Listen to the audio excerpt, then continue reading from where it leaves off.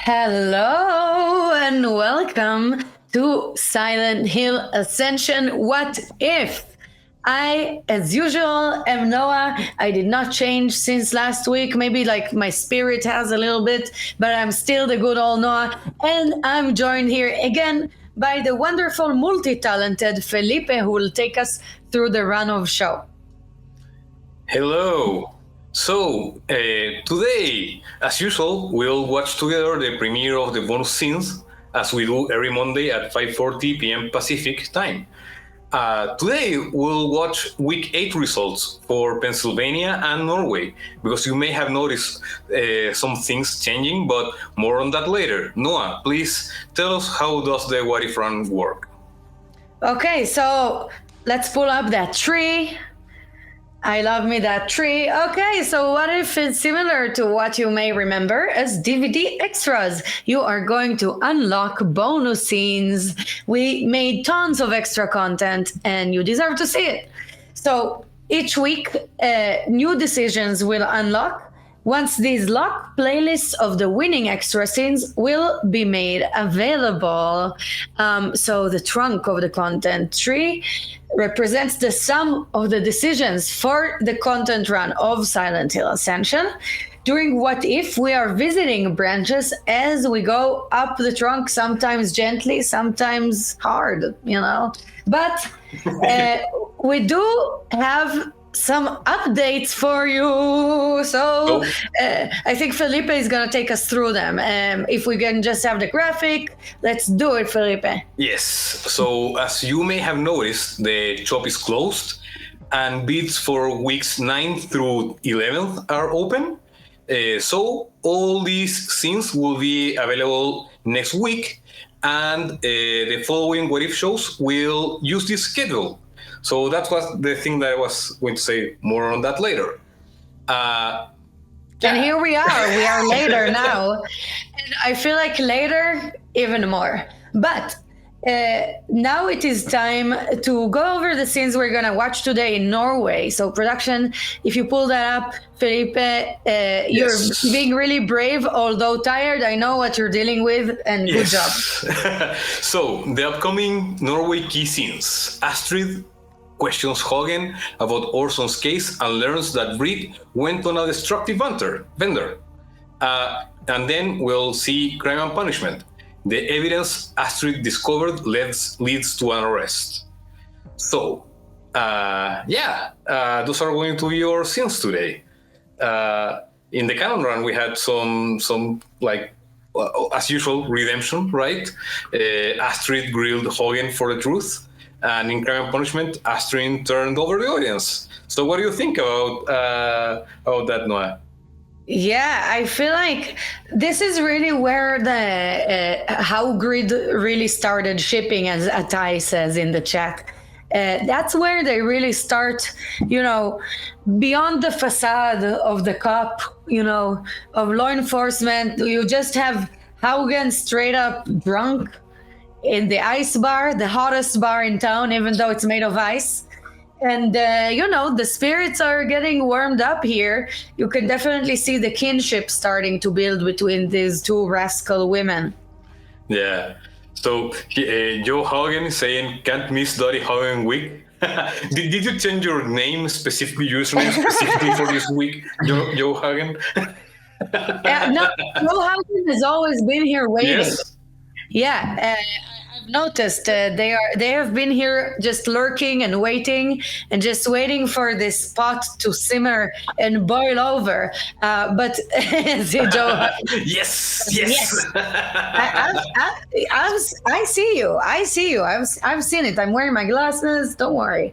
But anyway, now let's look at the decisions that now you made for Norway in the What If run. So production, thank you so much. Okay, Felipe, what happened now?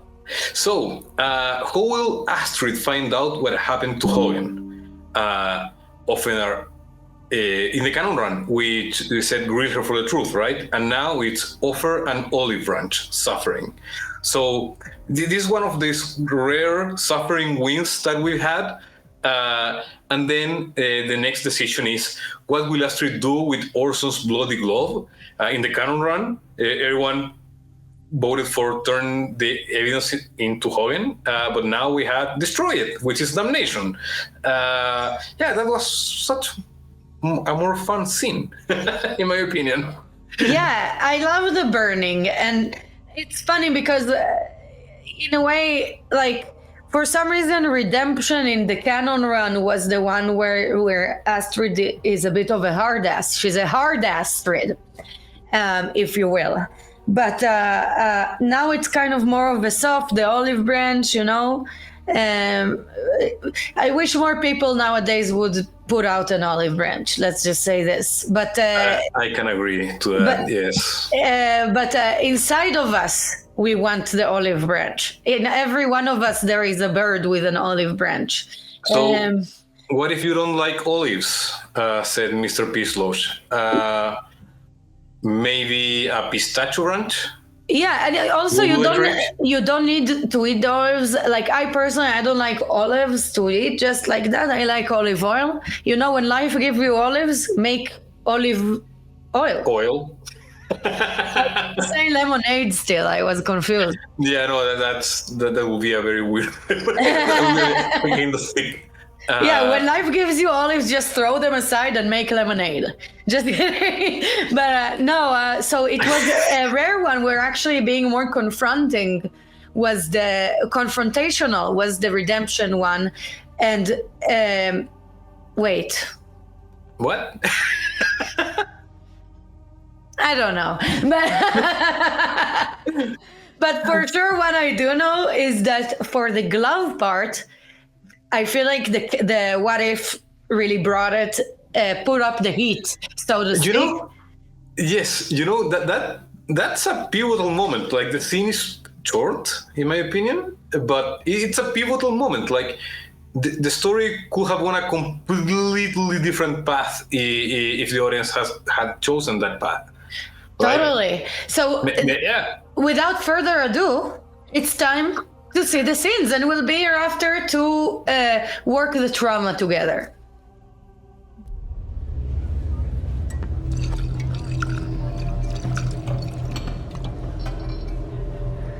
Worst day of my life since my daughter died. You remember that day, Leo? The day Asta died? Olivia, there's no way anyone could forget that day. No.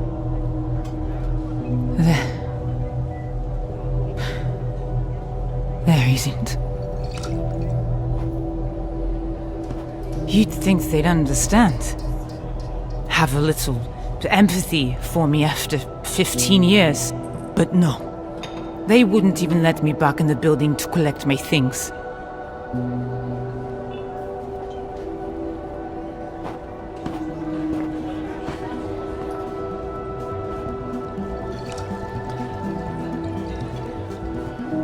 Leo, I'll take care of our bill. Sure thing. Am I seeing things again? Or is this your attempt to get on my good side? Depends on if it's working. Well, don't expect to be paid back. I'm officially looking for work. In fact, I'd better start looking. Wait! Olivia, please. I need to know what new information was found in Orson's case. Doesn't matter. But what does matter is that your son is probably as dead as my daughter. Don't say that. Do you even remember my daughter's name? Huh? It was Asta. And she was only 6 when... Oh, no, you don't. Get out. The hell?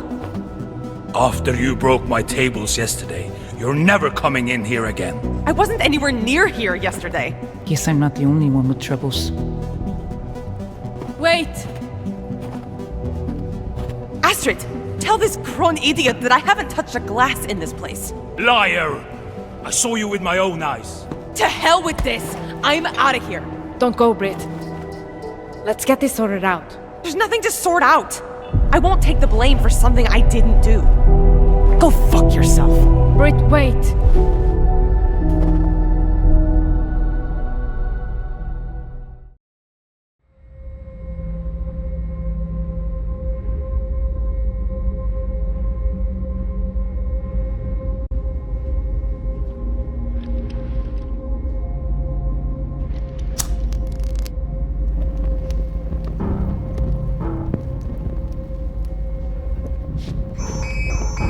Oh shit!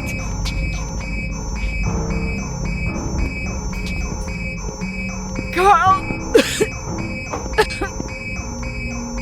Help! Somebody help! Please! Help! Please! Help!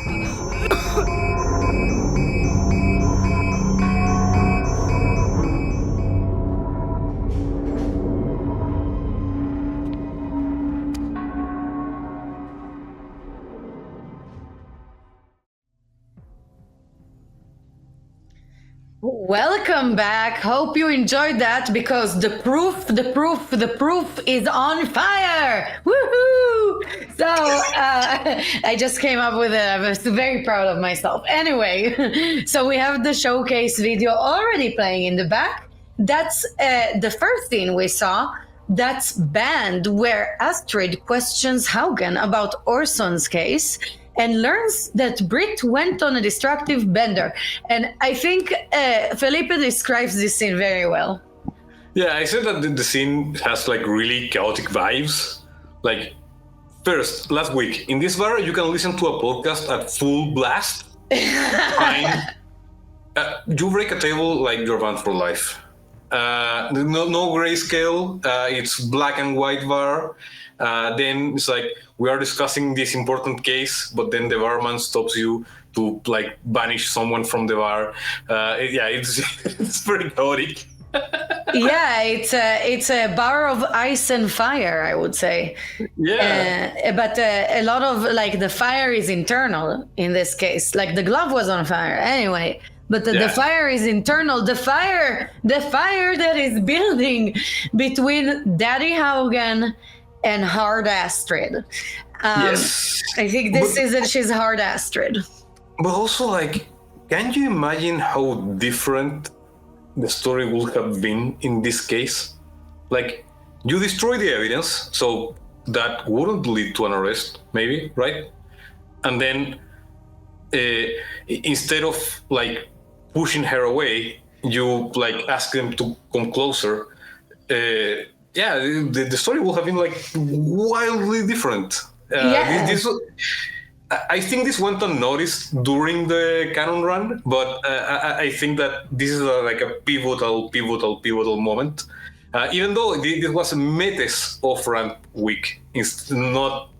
So it's weird. Like I don't know. Like they weren't the focus characters this week during the canon run, but their scene was more important than anything that was happening in the rest of Norway.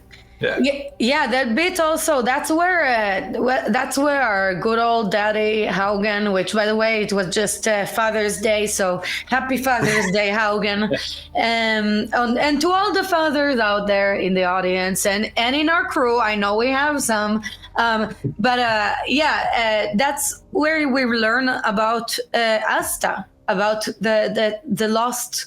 Due to very bad circumstances, the child that Haugen lost. That's where you kind of start to realize why she has such a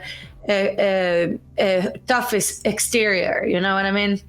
And why she is so focused on this case, like, of course, brings back things to the forefront of her mind, right? Yeah, and do you know that family? Everybody knows that there's something about the Johansons, keeping up with the Johansons, there's definitely always some drama there. So it was I see that Atari accepted me as one of the audience. One of us.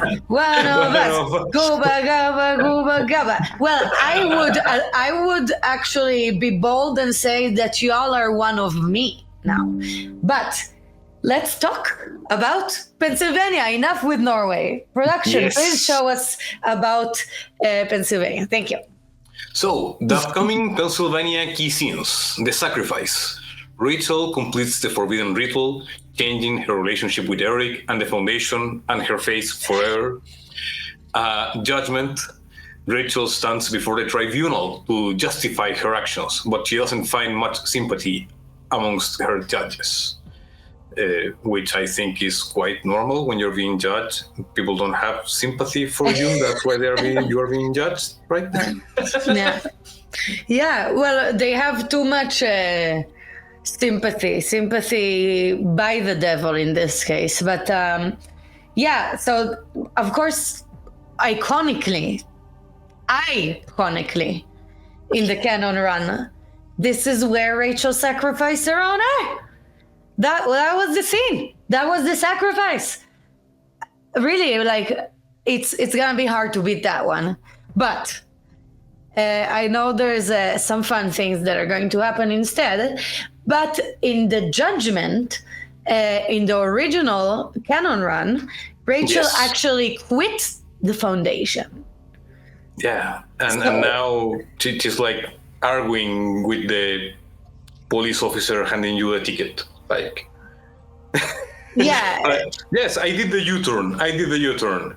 But I was correct in doing the U-turn. Yeah. But most of the times, the best way to win arguments is to just, like, whatever. Like, I'm not, okay, you know?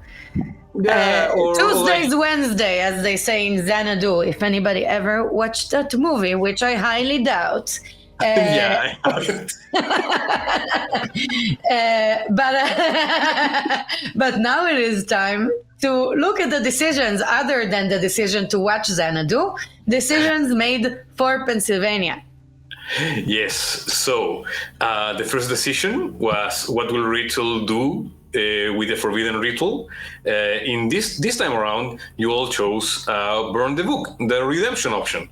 This is one of the weird, really unique moments where you chose a different path and now you chose redemption. In the canon run, you chose the suffering one, sacrifice her own eye, right? And then the decision results for the second Pennsylvania decision was, how will Rachel testify at the tribunal? She will insist that she's right, the damnation option. Meanwhile, in the canon run, it was with the Foundation. Right. I don't recall what were the three decisions. Was there a decision where it was like, yeah, sorry, my bad? You know, it's Rachel. It's really hard to get there. Even at her most redemptionist, she cannot. But by the way, I do want to give a shout out to Drew, who said before in the chat that the best way to win an argument is throw glitter on their face and run. I agree. Yeah, Leonardo S5 is saying everything could have changed if we burned the book. Agreed. And now not the proof is on fire, the book is on fire. Everything's on fire today. Ice and fire. I don't know. But yeah, we have quite a difference in the results here. And we are about to see all of them. And we'll be back here with you after the fire goes out.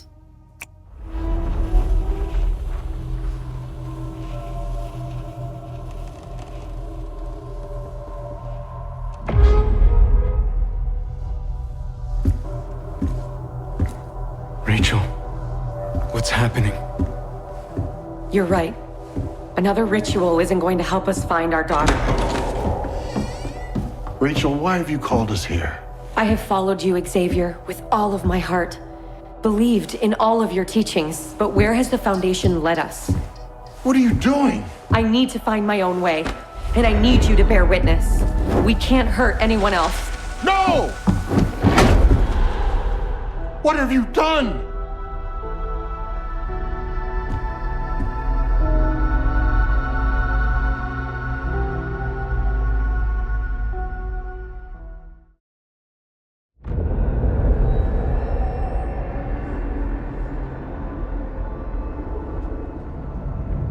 Rachel Hernandez, you stand accused of crimes against the Foundation. This tribunal will decide your fate. What are the charges against her? She performed an unapproved ritual from our sacred writings, mutilating herself and desecrating the sanctuary of our Foundation. And how did you come upon these writings? I searched the depths of the library. A serious charge. Would anyone else like to present evidence? When Xavier was incapacitated, Rachel supported me to lead in his absence. We've always had our differences, but she put them aside for the sake of the Foundation. Rachel's loyalty will be noted. Rachel, before this tribunal decides your fate, do you have anything to say in your behalf?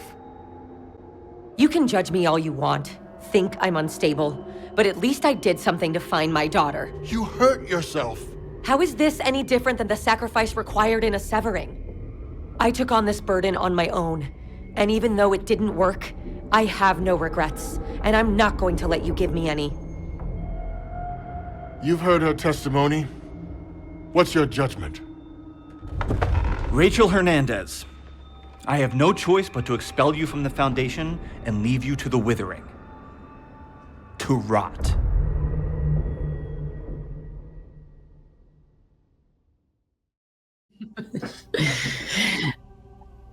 Welcome back, audience.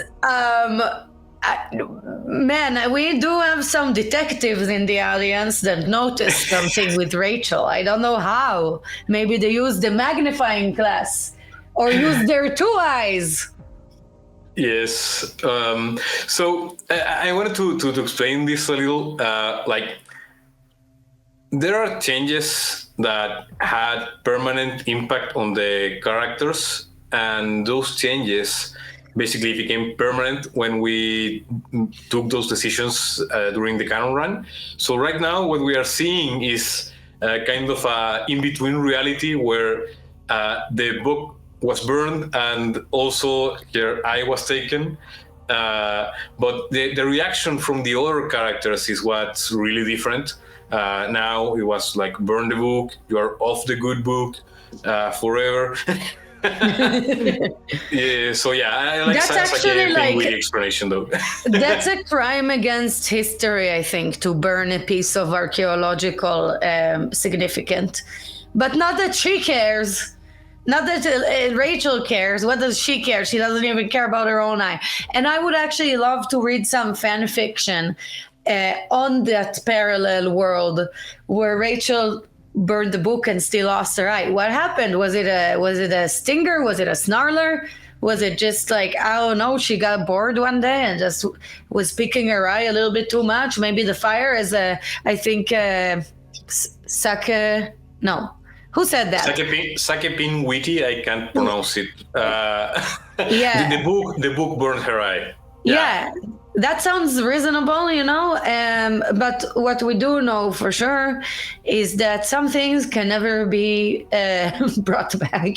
And the Foundation book is gone, but the eye is also gone. And I see Cyclops B411 says, Faith slapped the eye right out of her socket. I believe it. That girl has That's a good explanation. That's a good explanation. She has really powerful hands, I feel.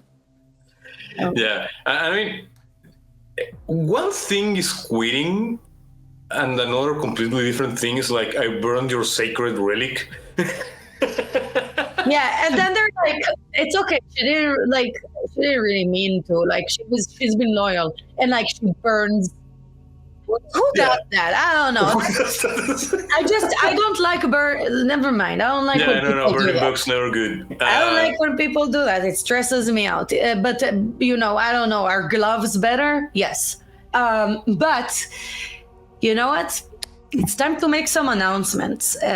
Felipe, can you? And there's a graphic, I believe. Thank you very much. Production.